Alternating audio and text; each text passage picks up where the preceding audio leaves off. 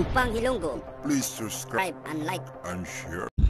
Naku po mga kababayan, eto na, nag-iiyakan na naman sila mga kababayan.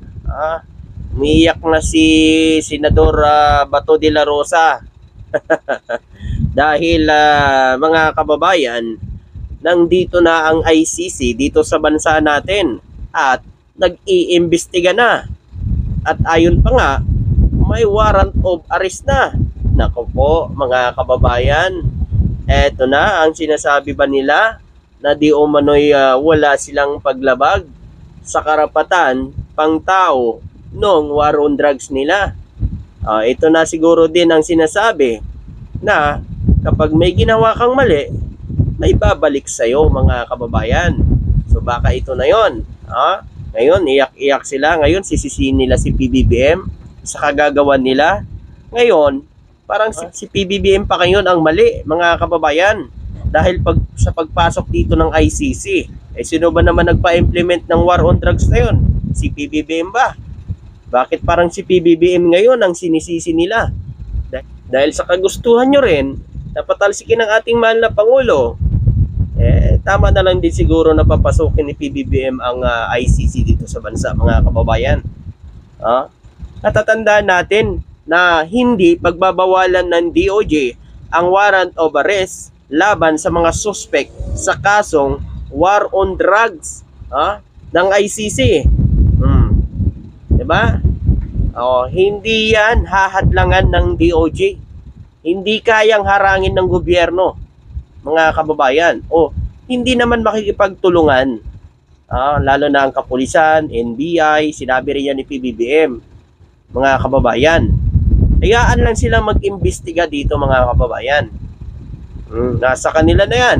Kasi sinasabi naman nila na di umano'y wala naman daw silang ginawang mali o wala naman silang nilabag karapatang pang tao nung panahon ng war on drugs. Di hayaan na lang nila na mag-imbestiga ang ICC dito sa bansa natin. Kasi yan naman ay sinasabi nila na wala daw silang nilabag na karapatang pang tao nung war on drugs. Di mga kababayan, hayaan nyo na mag-imbestiga ang ICC dito sa bansa, mga kababayan. Hindi na nag-iiyak-iyak na naman kayo ngayon. Ngayon, parang sisisihin nyo pa ang mahal na Pangulo sa pagpasok ng ICC dito sa bansa. Bakit? Si PBBM ba ang nagpa-implement yan? Kayo ang nagpa-implement yan, hindi si PBBM. Ito mga kababayan, babasahin ko lang. De la Rosa kay Pangulong Ferdinand Marcos Jr., panindigan mo ang mga investigasyon ng ICC. Sinasabi niya nga, di ba dati, nagsalita si PBBM na hindi niya pakikialaman o papapasukin dito ang ICC sa bansa. Mga kababayan, sinabi naman ng ating mahal na Pangulo yon. At hanggang ngayon, wala pang pahayag ang ating mahal na Pangulo sa pagpasok na ng ICC dito sa bansa. Ang ICC naman, mga kababayan, ay nag-iimbestiga pa lang yan kung meron ba talaga o wala. Pero hindi po nakikipag-coordinate ang gobyerno sa ICC, mga kababayan. Tapos, mga kababayan, mukhang si PBBM pa ngayon ang minamali nila, mga kababayan. Sinasabing panindigan daw ni PBBM yung sinabi niyang hindi pa papasukin yung ICC dito sa bansa. Mga kababayan, mukhang si PBBM pa ngayon ang may kasalanan Bakit ba kasi umiiyak kayo? Kung wala naman kayong nilabag na karapatang pantao na sinasabi ninyo na kayo'y matino yung war on drugs nyo. Ayun dito, nananawagan umano si Senador Bato de la Rosa kay Pangulong Ferdinand Marcos Jr.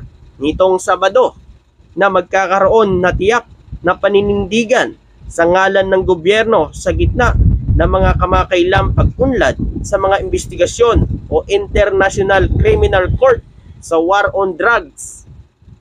Ayan na mga kababayan. Manindigan daw si PBBM sa kanyang sinasabi na huwag papasukin ng ICC dito sa bansa.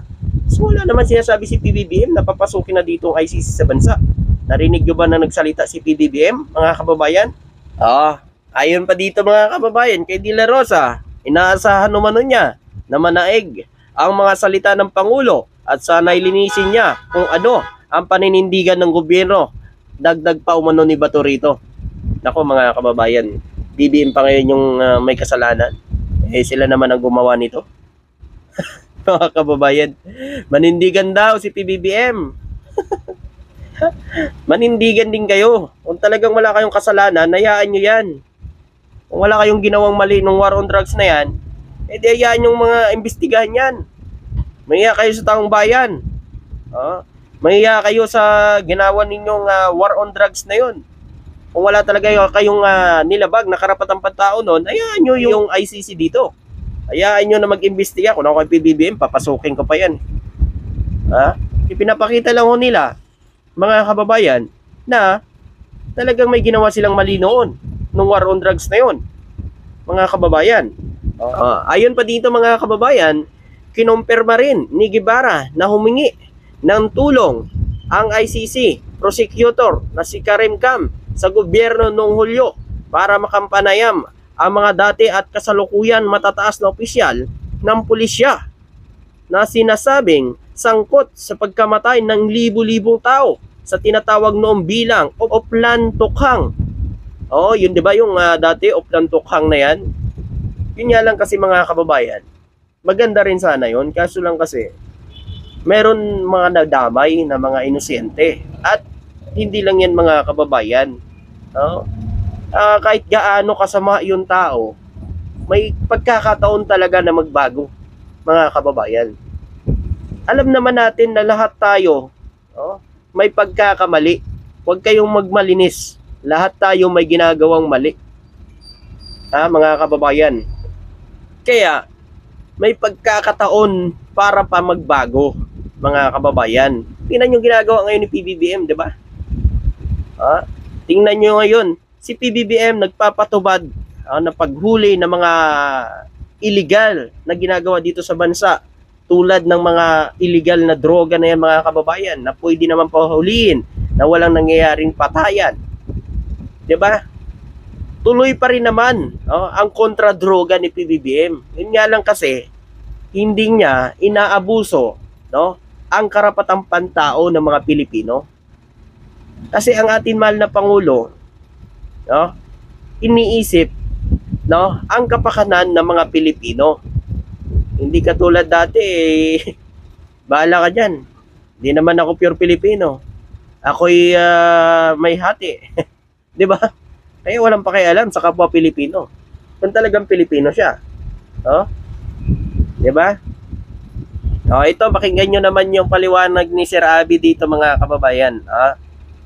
Paliwanag naman ito ni Sir Abby. Pakinggan nyo po ang paliwanag po ni Sir Abby mga kababayan. Para naman ay maliwanagan din kayo. Iba ito sinasabi ni Senador Bato de la Rosa. Hindi daw siya magpapahuli. Kapag nagbago isip ng Pangulo na payagan ang ICC, lalo na kung Interpol o anumang mga otoridad na manguhuli sa kanya, ay mukhang hindi talaga magpapahuli tumama. Mukhang dadami talaga ang pagkakabalahan o hahanapin ng mga otoridad. Pakinggan natin ang paliwanag po niya sa report na ito ng mga media na aking mga kasamahan sa medyang nag-i-interview at nakipag-usap kay Senador De La Rosa.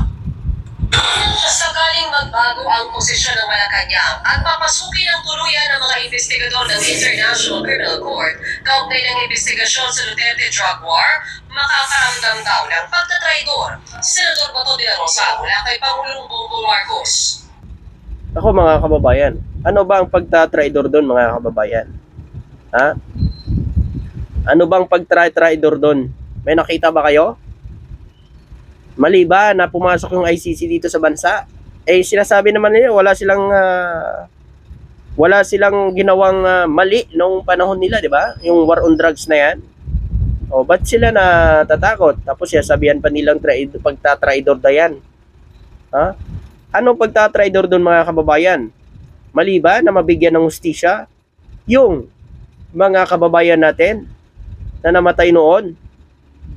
Mali ba na imbestigahan kung meron ba silang nilabag na karapatang pantao noon? Mali ba yon, mga kababayan? Dapat yan, papasukin na lang ni BBM yan eh. Ang gobyerno, nagsalita na hindi talaga kayang harangin ng gobyerno ang pagpasok ng ICC dito, mga kababayan. At ayon pa kay Senador Bato, hindi daw siya magpapahuli, mga kababayan. Siya daw po, umano'y magpapahuli lang kung kapwa pulis ang huhuli, no? Pulis ng Pilipinas ang maghuhuli. Kung Interpol daw, hindi daw siya sasama. Pakinggan pa natin ito. Kung gano'n ang nangyayari, kung totoo yan, ako talaga nagbago siya. Naiyak ko? Ay, nako. Matatanda ang sinabi ni Bato dati na pinangakuan siya ng Pangulo na hindi papasukin ng ICC dito sa Pilipinas. Pero kahapon lang, sinabi ni DOJ Secretary Crispin Remulla na hindi nila haharangin ng Interpol sakaling maglabas ng arrest warrant ang ICC laban sa mga drug war suspect at ipadala ito sa Interpol. Hindi naman pala si PBBM ang nagsabi. Si DOJ nagsalita, mga kababayan. Pero ang sabi ho ni DOJ, hindi nila haharangin ang pagpasok ng ICC dito sa bansa. So ibig sabihin, mga kababayan, hindi talaga si PBBM papayag na pumasok ang ICC dito sa bansa. Kasi kung yan ay pumayag na si PBBM makipag-coordinate, ay malamang nag-anunsyo na yan, mga kababayan.